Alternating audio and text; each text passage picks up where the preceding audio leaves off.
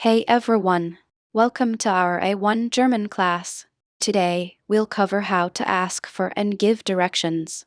It's a super handy skill when you're traveling.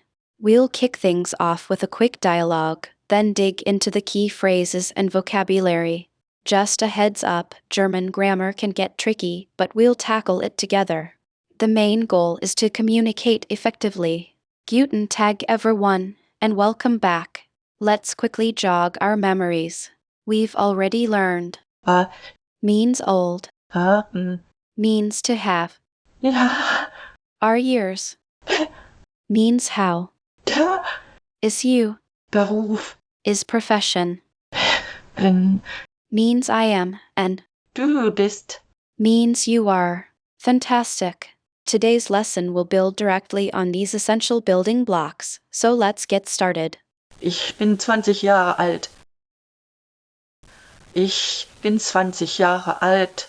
Ich habe einen Hund. Ich habe einen Hund. Entschuldigung, wie komme ich zum Bahnhof? Entschuldigung, wie komme ich zum Bahnhof? Gehen Sie geradeaus, dann rechts ab. Gehen Sie geradeaus, dann rechts ab. Today, we'll focus on more detailed directions. We'll introduce phrases like and der Ecke on the corner and zwischen between to help you provide clear guidance. These are crucial for pinpointing locations accurately within a city or town, avoiding ambiguity that might confuse someone needing directions. Ich gehe an der Ecke links ab. Ich gehe an der Ecke links ab. Excellent. Notice how An der Ecke. means on the corner. It's important to understand prepositions like and bei when giving directions, as they indicate precise locations and relationships to landmarks. Pay attention to how they alter the sentence structure in different contexts. Die Apotheke ist zwischen dem Café und dem Buchladen. Die Apotheke ist zwischen dem Café und dem Buchladen. Perfect. Zwischen. Is a very common and useful word meaning between. Practicing its usage enhances your ability to describe locations accurately. Remember, it's often used with the dative case, which we'll cover further in future lessons, but for now, focus on recognizing it in context. Ist das Restaurant in der Nähe vom Museum? Ist das Restaurant in der Nähe vom Museum? Well done. In der Nähe. Translates to nearby or close to. Observe how the preposition in is combined with der and ne to create this phrase. It's a fantastic way to indicate proximity without being overly specific. Note the dative case needed for museum as well. Ja, es ist ungefähr 5 Minuten zu Fuß. Ja, es ist ungefähr 5 Minuten zu Fuß. Today, we'll learn how to inquire about the opening hours of shops and businesses. Specifically, we'll focus on using phrases like Wann hat der Laden geöffnet? which is a direct way to ask, when does the shop open? Or, more politely, Hat der Laden heute geöffnet? meaning, is the shop open today? Remember, directly asking when does it open is perfectly acceptable and common in German. Wann hat der Friseursalon geöffnet? Wann hat der Friseursalon geöffnet? Excellent. Now, let's look at how to respond. If the shop opens at a specific time, you can say, Der Laden hat um 9 Uhr geöffnet. which translates to the shop opens at 9 o'clock. If it's open now, a simple Ja, der Laden ist geöffnet. works perfectly. Yes, the shop is open. The key is to understand the use of to indicate at when telling time. Hat das Restaurant heute geöffnet? Hat das Restaurant heute geöffnet? Good question. Now consider that something might be closed. If a place is closed, you can respond with Nein, der Laden ist geschlossen. meaning no, the shop is closed. To be extra helpful, add why, for example, Der Laden ist heute geschlossen, weil es einen Feiertag gibt. which translates to the shop is closed today because it's a holiday. Wann hat die Bibliothek geschlossen? Wann hat die Bibliothek geschlossen?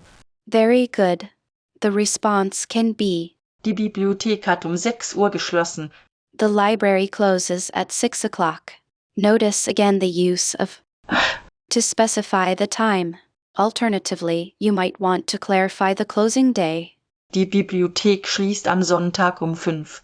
The library closes on Sunday at 5. Hat der Supermarkt heute geschlossen?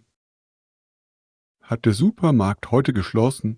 We're going to focus on using bit please to soften requests and make them more polite. While you've already used Entschuldigung, adding bit can elevate your German and demonstrate refinement. It's often added before asking a question, similar to how we might say could you please in English. This shows respect and consideration to the person you're addressing. Ich hätte gern eine Karte, bitte. Ich hätte gern eine Karte, bitte. Notice how Anna used the phrase, Ich hätte gern. This is a very common and polite way to express I would like in German. It's more formal than just using ich möchte and shows a bit more courtesy, especially when ordering or asking for something. Consider it the German equivalent of saying I'd like rather than just I want. Entschuldigung, gibt es hier eine Postfiliale in der Nähe, bitte? Entschuldigung, gibt es hier eine Postfiliale in der Nähe, bitte? Excellent. Anna correctly combines Entschuldigung with bit and reiterates the use of in der Nähe. We've previously covered this useful phrase. Remember, it means nearby or in the vicinity. Now, when asking about something's location, you can express a desire for proximity instead of a specific address, leading to more flexible and open answers. Ja, da hinten. Es ist etwa 5 Minuten zu Fuß. Ja, da hinten. Es ist etwa 5 Minuten zu Fuß. Been used, Da hinten. meaning over there or back there. This demonstrates spatial awareness, another key component of navigating and giving directions. Notice it implies a location slightly further away than higher or here. This is a simple yet effective way to indicate the relative position of something to you and the person you're speaking with. Vielen Dank für Ihre Hilfe, bitte. Vielen Dank für Ihre Hilfe, bitte. We're going to introduce phrases to indicate you're in a bit of a hurry and need directions quickly. This isn't about being rude, it's about efficiently communicating your need. We'll practice using phrases like ich habe es eilig, I'm in a hurry, to add context to your direction inquiries and receiving swift responses. The key is a polite but direct approach. Ich habe es eilig. Wie finde ich den Bahnhof? Ich habe es eilig. Wie finde ich den Bahnhof? Excellent. Note the placement of eilig. Saying Ich habe es eilig. immediately signals your need for a quick answer. The response might be a simplified route, omitting some details. It's about prioritizing speed over comprehensive explanation. Also, the find in verb means to find rather than go to, a subtle but useful distinction. Gehen Sie geradeaus bis zur nächsten Kreuzung, dann links. Gehen Sie geradeaus bis zur nächsten Kreuzung, dann links. Very good. Ben's response is efficient. The shorter length of the directions reflects Anna's expressed urgency. You'll notice he uses Bis zur. which means until. It's a useful phrase to indicate a point of reference. Resist adding extra details when time is mentioned as a factor. Focus on the essential steps. Now, let's explore asking about directions relative to landmarks, presenting a different way to clarify your route. This is especially helpful when you're unsure of street names. We'll learn to ask, Wo ist neben? where is next to. This allows you to locate a place in relation to a known feature, enhancing spatial understanding. Wo ist die Post? Neben dem Café. Wo ist die Post? Neben dem Café? Perfect. Nein. Means next to. Very clearly communicating your position. Remember that German adjectives usually come before the noun they describe, unlike English. Die Post. Is the post office, with die being the definite article. Pay attention to noun articles, they're vital for proper grammar. Sie ist gleich hier auf der linken Seite. Sie ist gleich hier auf der linken Seite. Today, we'll learn phrases to show you're unsure about directions or need clarification. This is essential for any real-life conversation. We'll cover phrasing like ich bin mir nicht sicher, I'm not sure, and könnten Sie das bitte wiederholen. Could you repeat that, please? Mastering these will allow you to gracefully navigate misunderstandings. Ich bin mir nicht sicher, ob das richtig ist. Ich bin mir nicht sicher, ob das richtig ist. Excellent pronunciation, Anna.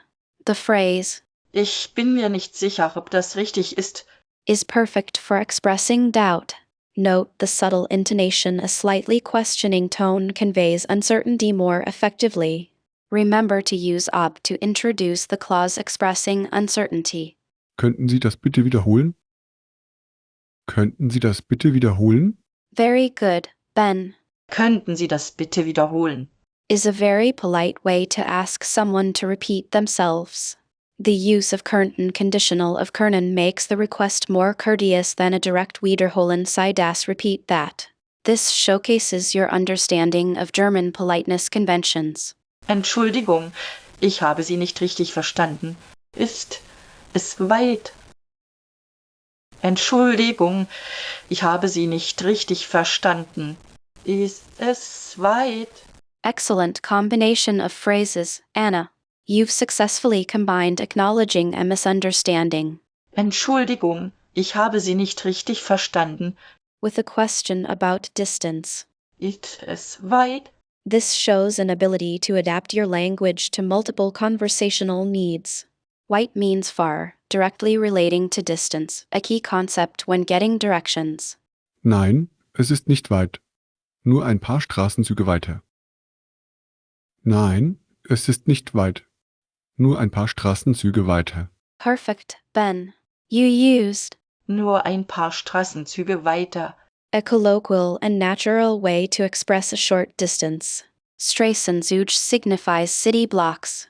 This demonstrates a move beyond literal translations towards idiomatic German. It's important to grasp these nuances for fluent communication. Gibt es eine Tankstelle in der Nähe? Gibt es eine Tankstelle in der Nähe?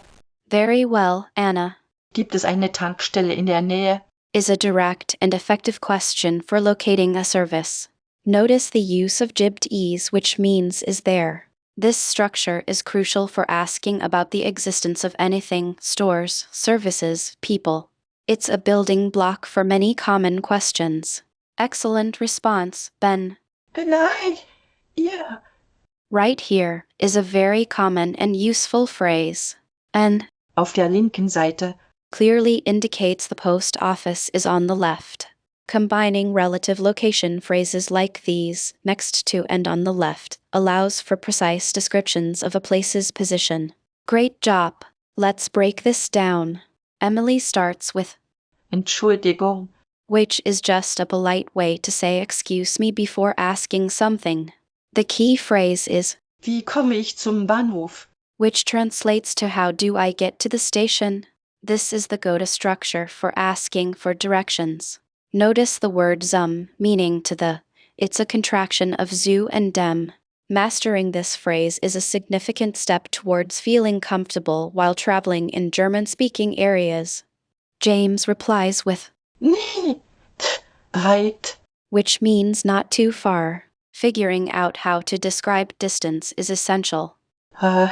Means far. So, if you want to check if something is far, you'd say, Ist es weit? pay attention to the verb sein to be. We haven't covered this yet, but it's important. A common mistake is to directly translate very far. Instead, use phrases like nicht weit. Emily then confirms with, Geradeaus. which is a quick way to double-check, straight ahead. The pronunciation of Geradeaus. can be tricky for English speakers, so work on softening that R sound. Remember, this term adapts to context. After getting directions, repeating the key instruction back to show you've understood is super useful. Geradeaus, Dan rechts straight ahead, then right. James responds with, Ja, genau. yes, that's right. You can also use Weg. correct. These confirmations show you're on the same page. Remember, good communication about directions is a little dance. You ask, they answer, you confirm. And if you didn't catch something, it's totally fine to politely ask them to repeat. Finally, Emily says,